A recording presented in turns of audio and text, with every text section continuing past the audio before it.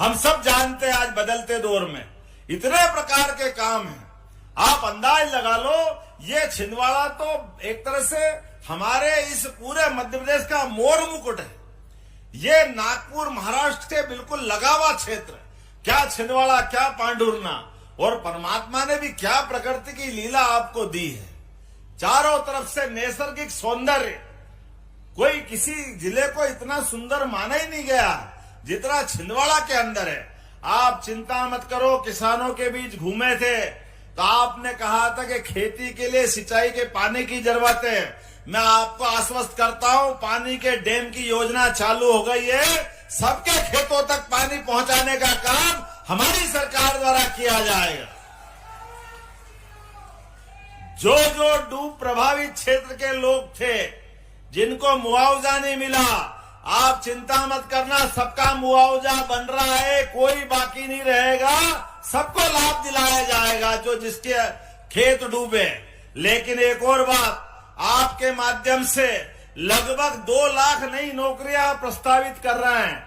Police में, doctor, बाकी सभी प्रकार के सेक्टर के साथ साथ हमारा बच्चा कलेक्टर बने, एसपी बने, उसकी सभी प्रकार की कोचिंग, उसके रुकने का खर्चा, उसकी बाकी फीस भरने की व्यवस्था, सारी की सारी बड़ी से बड़ी नौकरी से लगा करके छोटी से छोटी नौकरी।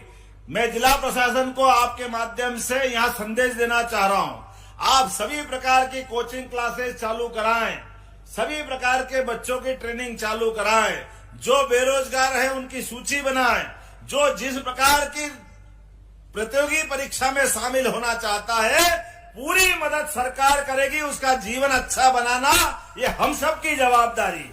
मुझे इस बात का आनंद है आज के अवसर पर यहाँ पर ये पूरे आनंद के साथ जैसा जगमगाता धाम बना है, परमात्मा करे पूरा प्रदेश ऐसे आनंद में डूबे। ये महाराज जी से मैं आशीर्वाद चाहता हूँ, ये कृपा आपकी बनी रहे। आज के इस अवसर पर हमारे इसी कार्यक्रम में जो प्रदेश भर के लोग जुड़े हुए हैं, यहाँ पर जैसे बहनों से हमारा अपना रिश्ता, मैंने पहले भी कहा है कि मातृ धाम के अंदर आऊंगा तो यहाँ प्रदेश की सौगात मिलना चाहिए। आपने कहा कि प्रदेश स्तरीय कार्यक्रम होना चाहिए, तो आज से ही होना शुरू हो गए। पूरे प्रदेश की लाडली बहनों के लिए 1,29,00,000 हितग्राहियों को 1,574 करोड़ की राशि का अंतरण उनके खाते में डाला गया है। पूरे प्रदेश के अंदर आज एक नया इतिहास बना है। हमारे अपने इसी मंच से प्रधानमंत्री उज्ज्वला गैस के आधार पर ये जोरदार अभिनंदन करें यशस्वी प्रधानमंत्री नरेंद्र मोदी जी के लिए ताली बजा करके, जिन्होंने गरीबों के घर में भी गैस का चूल्हा होना चाहिए ये कल्पना की है। और हमने कहा कि जो गैस की टंकी के लिए गरीबी रेखा के नीचे वाली बहनें हैं उनको कष्ट न हो, तो ऐसी बहनों के लिए एलपीजी गैस, जो गैर पीएम उज्ज्वला कनेक्शन धारियों को गैस रिफिल करने के लिए उनके लिए भी राशि अंतरण करने का आज हमने निर्णय किया है। मुझे इस बात की प्रसन्नता है, लगभग 24 लाख से अधिक कनेक्शनधारी बहनों के खाते में 41 करोड़ की राशि उज्ज्वला गैस की भी डालने का अभियान निर्णय हमारे सिंगल क्लिक के माध्यम से हुआ है। सभी बहनों के लिए ताली बजा के अभिनंदन करें। बहनों, अब लाडली बहना से लखपति बहना बनाना है। ये मत समझना कि चुनाव के पहले हम लोगों ने वैसे कह दिया। अब उस काम में जी जान से लगना है। बताओ, कोई गरीब रहना चाहता है क्या? अरे जोर से बोलो, रहना चाहता है क्या? अब हम गरीब नहीं रहेंगे, आंसू नहीं बहाएंगे, मजबूर नहीं रहेंगे। और इसलिए महिला सेल्फ हेल्प ग्रुप के माध्यम से लखपति दीदी बनाने का अभियान चलेगा। 3 करोड़ लखपति दीदी बनानी है और उस पर भी तेजी से काम शुरू करेंगे। हमने योजना बनाई है पूरे देश के लिए कि 100 दिन के अंदर ही कम से कम 10 लाख दीदी को लखपति क्लब में शामिल करेंगे और धीरे धीरे काम चलता रहेगा। पूरे प्रदेश के 81 लाख से अधिक अन्नदाता किसानों के खाते में 1630 करोड़ से अधिक की राशि अभी यहां से डाली गई है। जोरदार अभिनंदन करें इस देश के साथ हमारे प्रदेश के किसानों के लिए, जिनको 6000 की राशि प्रति साल यशस्वी प्रधानमंत्री नरेंद्र मोदी द्वारा दी जाती है और 6000 की राशि हमारी सरकार के द्वारा दी जाती है।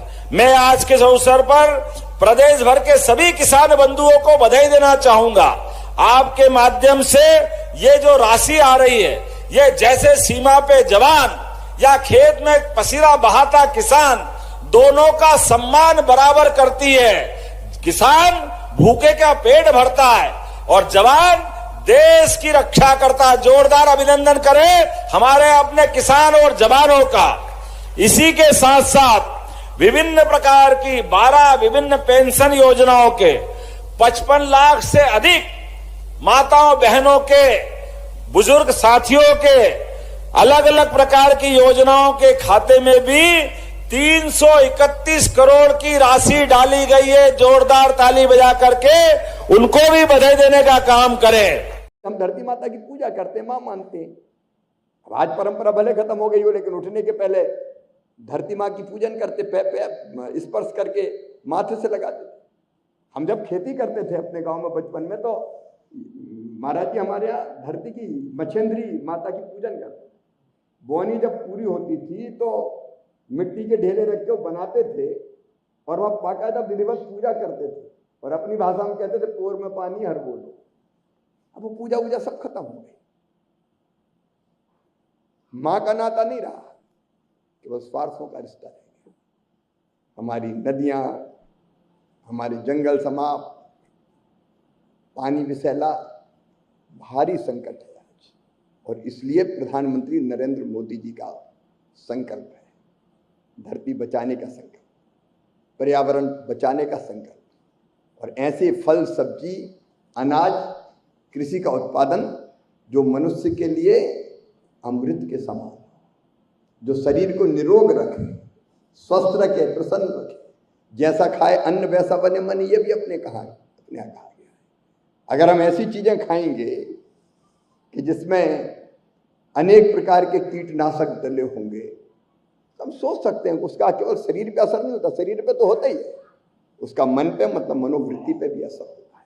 जो किसान प्राकृतिक खेती करना शुरू करेगा, ये बात सच है कि पहले साल, दूसरे साल, क्योंकि जब तक जमीन वैसी है तो उत्पादन थोड़ा कम हो सकता है, लेकिन तीसरे साल तक आके वो पूरा रिकवर हो जाता है। तो 3 साल तक किसान को कम से कम हम कंपनसेट करने के लिए कुछ पैसा सीधे उसके खाते में डालें। हम केमिकल फर्टिलाइजर पे भी सब्सिडी दे रहे हैं, तो प्रोत्साहित करने के लिए ये जरूरी है। और बाद में जब लाभ देखेगा किसान तो अपने आप खेती करेगा। और एक किसान अगर सफल हो गया, एक किसान देखेगा कि अगर मैंने आधा एकड़ में की और मैं सफल हो गया, तो और जमीन बढ़ाएगा प्राकृतिक कृषि के लिए। दूसरा किसान जब देखेगा कि इसने की और अच्छी फसल हो रही, तो वो अपने आप देख के सीखेगा। तो धीरे धीरे हम वातावरण बना लेंगे देश में ऋषि खेती का, प्राकृतिक खेती का, और जो हम करना चाहते हैं रसायन मुक्त खेती, जिससे मनुष्य का शरीर भी स्वस्थ हो, फसलों में पानी कम लगे, कीटनाशक और बाकी चीज का खर्चा कम हो जाए, उत्पादन की लागत घटे और उसके कारण मनुष्य को जो खाने के लिए, शरीर को स्वस्थ रखने के लिए जो पोषक आहार मिले वो अमृत के तुल्य हो। और इसी से आनंद, प्रसन्नता और सुख की लहर आएगी। आज जो प्राकृतिक खेती का उत्पाद होगा उसके सर्टिफिकेशन की भी व्यवस्था सोचनी पड़ेगी, क्योंकि वो अगर हम नहीं करेंगे तो लोग मानेंगे कैसे कि ये प्राकृतिक खेती का उत्पाद है। और ये बात पक्की है, आप सब जानते हैं कि जागरूकता इतनी हो गई है कि लोगों को पता चला कि ये प्राकृतिक खेती का उत्पाद है, केमिकल फर्टिलाइजर इसमें नहीं है, तो लोग वो 1.5 गुने दामों में खरीद लेंगे।